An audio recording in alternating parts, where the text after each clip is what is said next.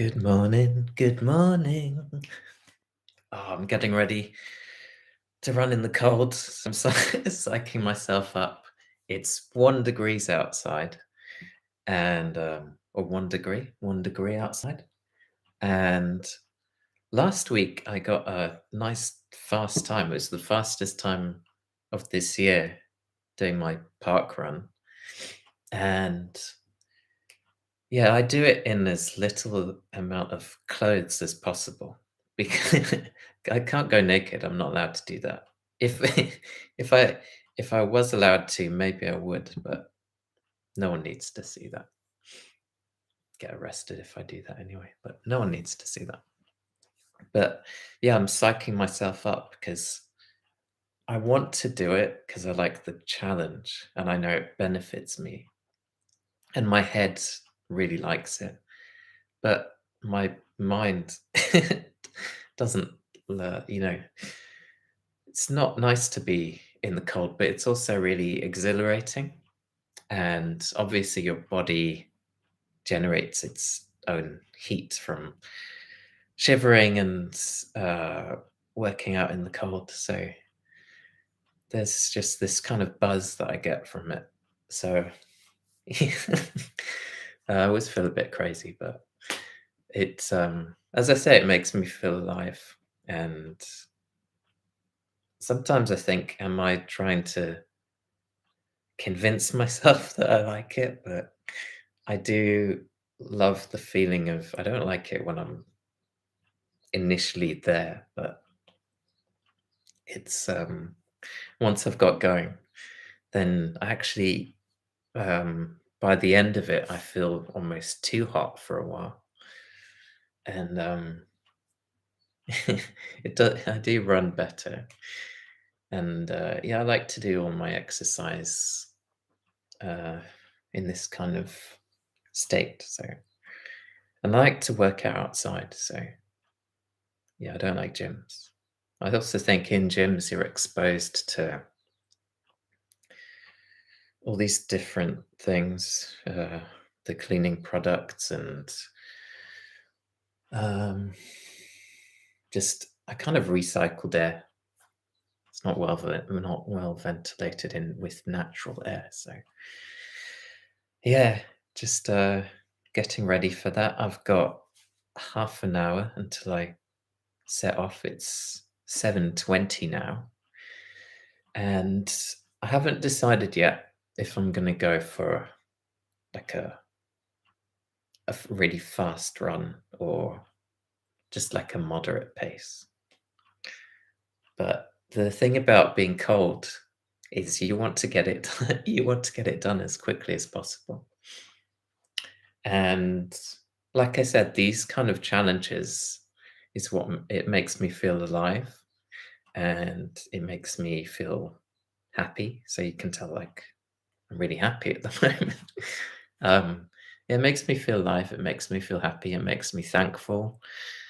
I'm doing this with other people, so I love the social element to it. And I'd say because I used to do before the brain tumor thing, which has kind of defined me in a way. I don't want to be defined just by that, but I'm branching out and not branching out, but I'm moving on to push myself in other ways, which is great privilege. And to be able to do this when before it was a major seizure trigger to do exercise, I'm so grateful and just incredibly thankful to it. Still feels surreal. That's why I kind of laugh about it. But yeah, I still have to be kind of careful, but not as obsessive as I used to be with it. Obsessive, that's the wrong word, but cautious. Not as cautious.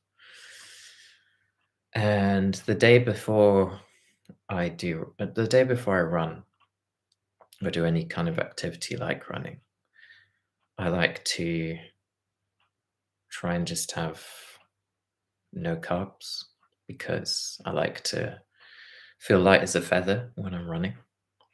And I like to have like a really flat stomach when I'm doing exercise because yeah, if you've got nothing in there,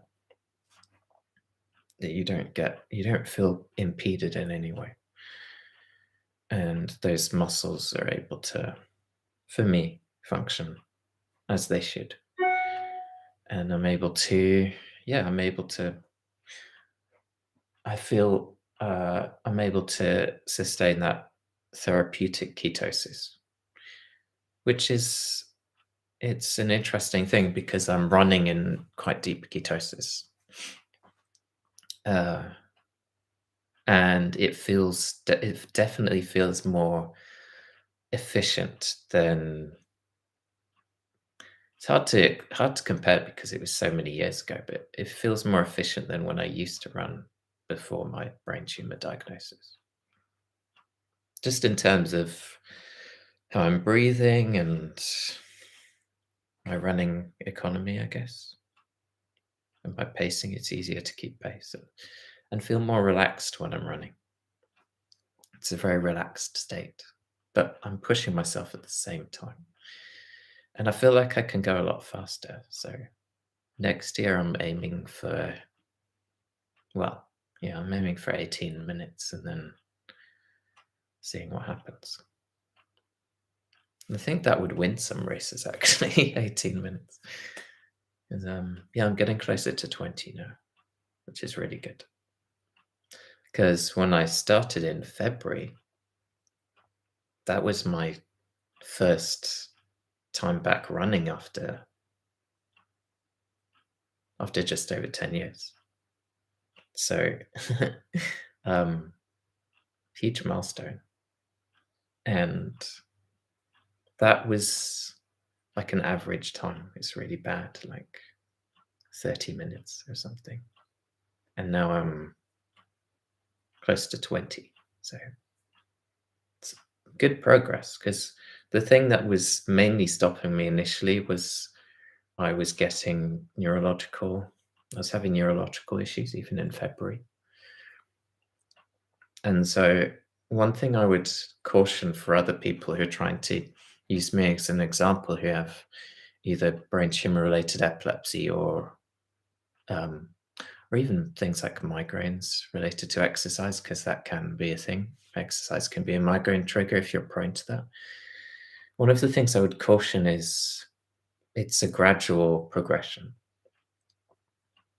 Uh, and the brain, even though the brain does like cold, that's another gradual progression, which I've worked on.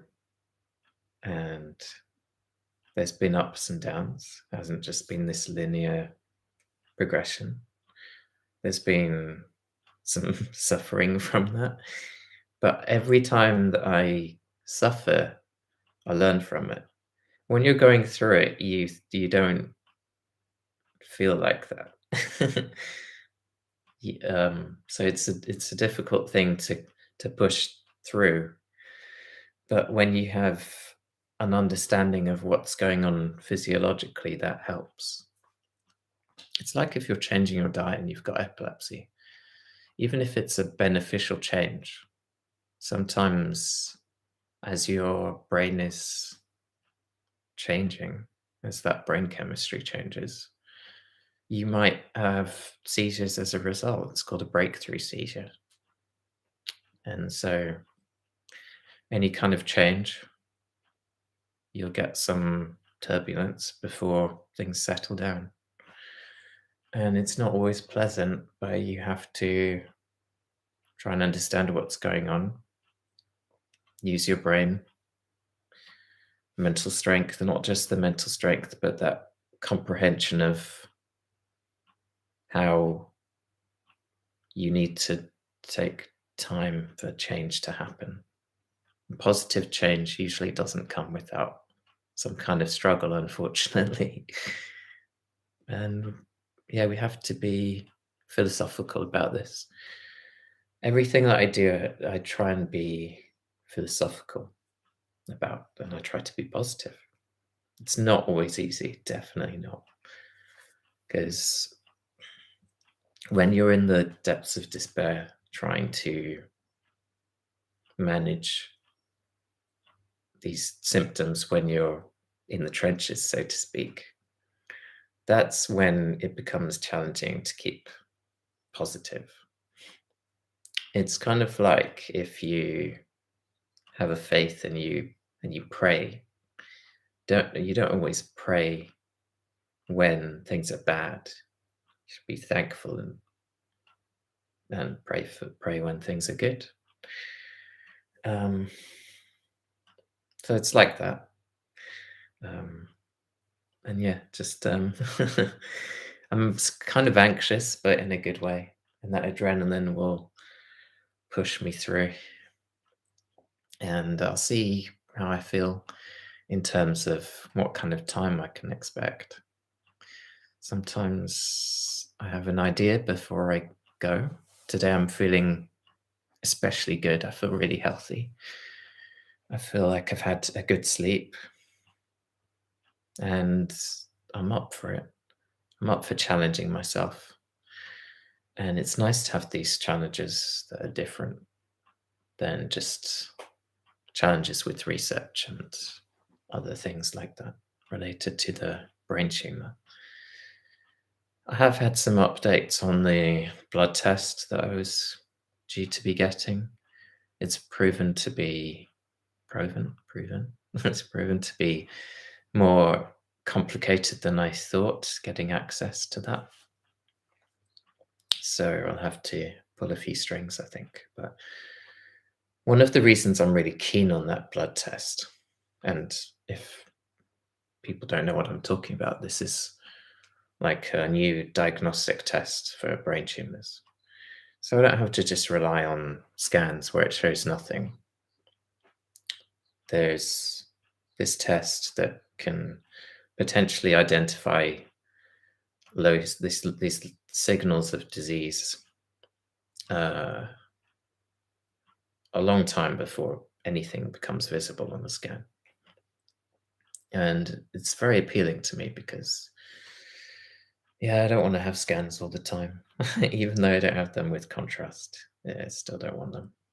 And I'd like alternatives, and I'd like to test to see how appropriate those alternatives are. And I want to pour over the data on all these people who've had it. Most people who've had this test have it when they have some kind of disease or they're in that interim period where it's it's highly expected and it's really aggressive. So and they're not doing anything else. So it's expected to become more aggressive.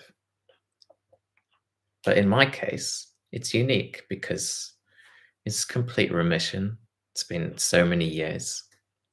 And you'd think they'd be really keen on having someone like me on one of their trials. So that's kind of what I'm doing. I'm arguing the case for that. And I'm going to stop waffling. I'm going to get into it. And I've got fitness goals for next year.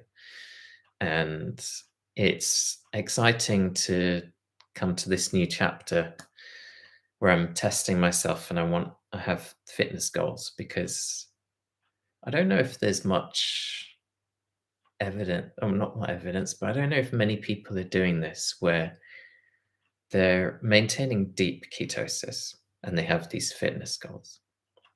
I know people who are on carnivore diets uh, who do this kind of thing, but I don't know anyone who's on this kind of protocol. I don't know this way of eating, this